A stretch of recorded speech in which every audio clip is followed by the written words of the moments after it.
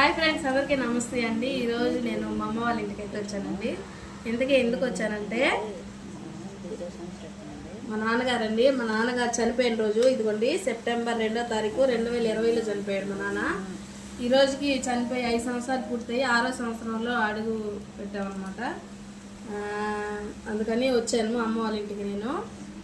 అయితే ఫ్రెండ్స్, మా నాన్న ఎందుకు చనిపోయాడంటే 2 మాటలు మీకు చెప్తానండి. మా నాన్న బాగా మంచోడు, బాగా మాట్లాడతాడు, అందరితో కలయిగ్గా. మా నాన్న అంటే అంత ఇష్టపడిన వాళ్ళు ఈ ఊర్లోనే లేరనమాట. కానీ డ్రింక్ చేయడం ఒకటి అలవాటు ఉండింది మా నాన్నకి. అది ఎంత చెప్పినా కూడా మేము పోగొట్టలేకపోయాం అనమాట.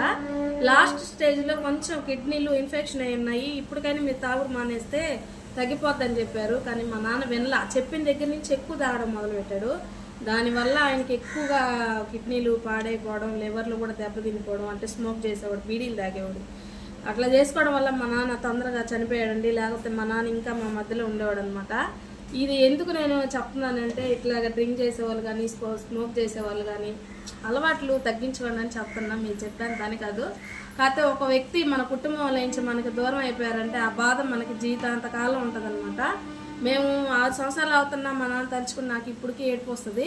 కానీ అట్లాంటి పరిస్థితి ఎవరికి రాకూడదని ఈ వీడియో అయితే షేర్ చేస్తున్నానండి.